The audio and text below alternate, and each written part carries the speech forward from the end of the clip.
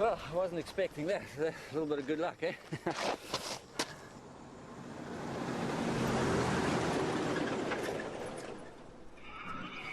It wasn't long before the road ran out. Tomorrow I would start the journey up the Kinabatangan River.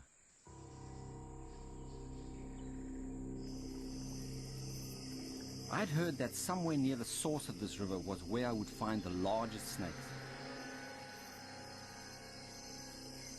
I've had years of experience with snakes, but there are some snakes and some experiences you just cannot prepare for. The reticulated python is infamous throughout the world, and it's known to be the largest snake in the world. There's some records claiming about 33 foot. Now, we don't know how accurate that is, and I'm hoping that out here I might get a chance to find something really large and get a good idea of what the snake actually does and what it's about. A 20 foot or 20 plus foot reticulated python is quite capable of swallowing a man with no effort at all. So this is going to be quite a test for myself, and hopefully come across a snake and just have a chance to get hold of him. I just wondered, was I pushing my luck a bit too far?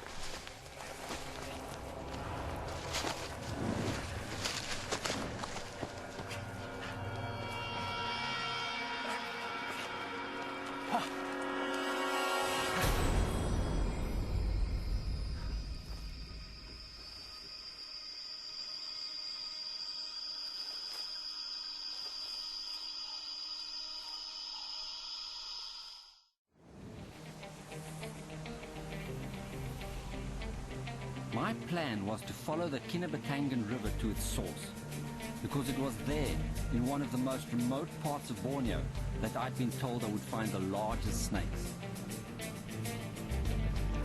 I was not expecting to have to travel quite so far on foot, but if there's one thing I've learned about Borneo, it's to expect the unexpected.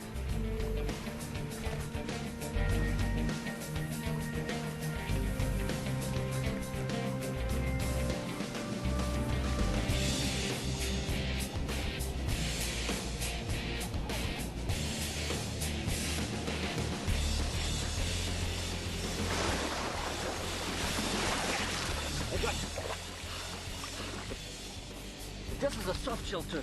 He could probably push his neck out about 6 or 12 inches. I'll see if I can get you to look at the size. I've never seen one. They're usually half the size. But now look, as soon as I pull him up and he's nervous now, he tucks his head away. See how he pulls his head back in there? I lower him gently. Wants to get away, puts his head down. You can see how quickly his neck comes out. So man, it's incredible. And because of the size, I have to guess. I mean, turtles get very old. I couldn't even guess how much, but I guess this is a 30, 40, maybe a 50-year-old turtle. You just can't say for sure. But this is a soft-shell turtle. It's not a hard-shell turtle.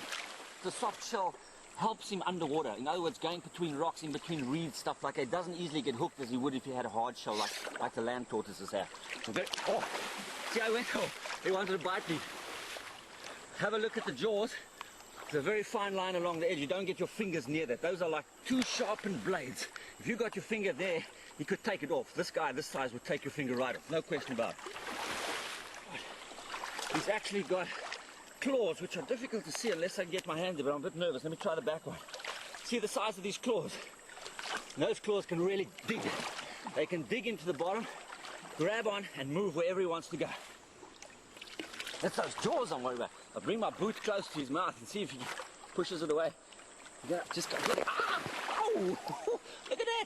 Look at my boot. It took a piece right out. That gives you an idea. You see the hole? He took a piece right out of my boot. Unbelievable. So you see what I'm saying? If you had your finger there or your toe, could you just imagine he'd take it clean off? I mean, this is a thick leather boot. This is my boot. Oh, I sure looked for trouble with that one. They're extremely powerful creatures, and one with a jaw this size, you just don't fool around with him. Okay, so I mustn't get my hand near that. Alright, so it was incredible, something to find like this, come across this. Wasn't expecting that walking through the river here. But what I'm going to do is just let him go. He's such an old boy. Deserves his freedom again. So I'm just going to give him a little shove here and let him be on his way. Off you go, boy. You take us from now. Thank you for that little interlude. Watch him, see if you can see him go.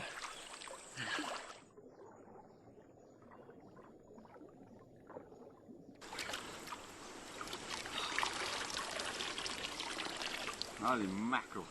I could have lost a toe.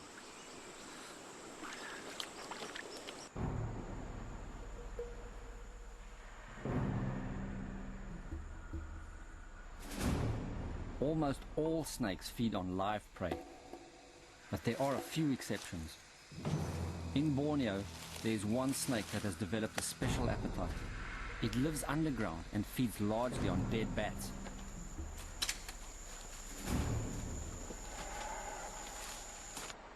There were millions of bats filling the sky, and I knew that if I was going to find one of these rare and unusual snakes, this was my best chance.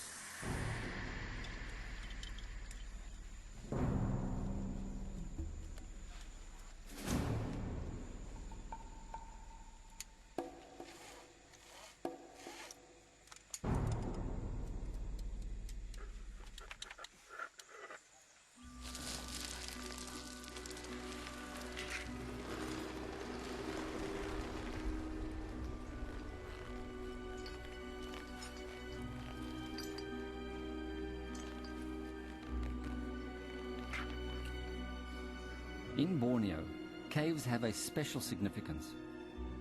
Evil spirits are said to live underground.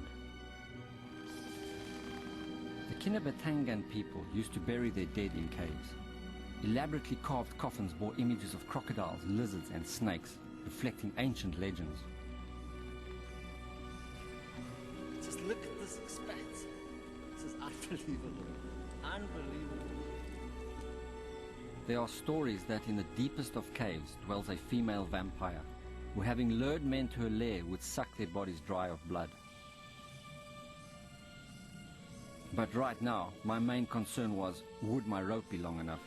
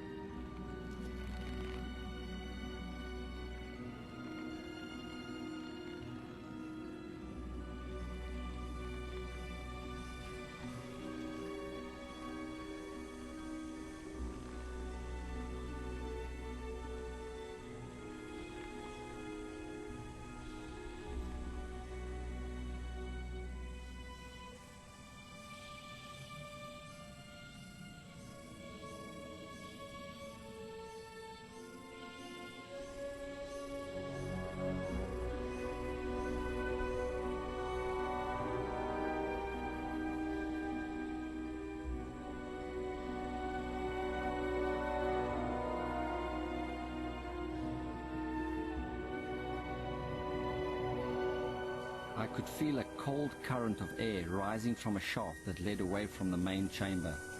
The noise and smell of the bats was overpowering.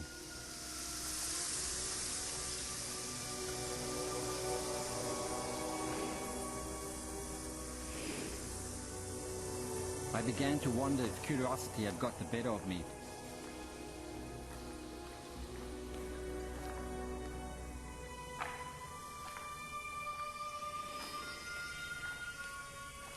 And then, at last, I found what I was looking for.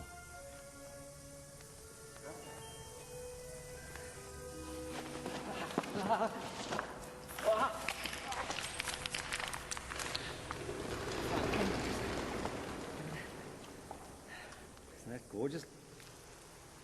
They're called racers because they're fast-moving snakes. They move very quick. You find them all over forests everywhere. They're pretty broad spectrum all over the country. But some of these guys have learned a special trick. They've discovered the abundance of food around caves. They have bats, they have all these swallows, these swifts coming in here. They have, of course, frogs and mice, all kinds of stuff living in caves. And so these guys have started frequenting caves. Some of them spend so much time down here that they barely come out. And if I'm looking at this guy, I'm seeing he's actually got a very dark color. And I'm just wondering, because very often these guys are a greeny color. The forest ones are definitely green in color. This guy's got a grey sort of look all over him. And I'm just wondering how long he's been down here. He's actually losing some of his color. So they hunt around here, and what is unusual is where snakes normally are looking for live prey. They see the movement of the prey, they strike out, they grab it, and they constrict it, because these guys are semi-constrictors. They'll grab it and eat it. These guys have learned that there's so much dead food around. Sometimes young birds have fallen out of nests, and they find them flying on the floor. And they might even pick them up and eat them, even after a few days of being there. So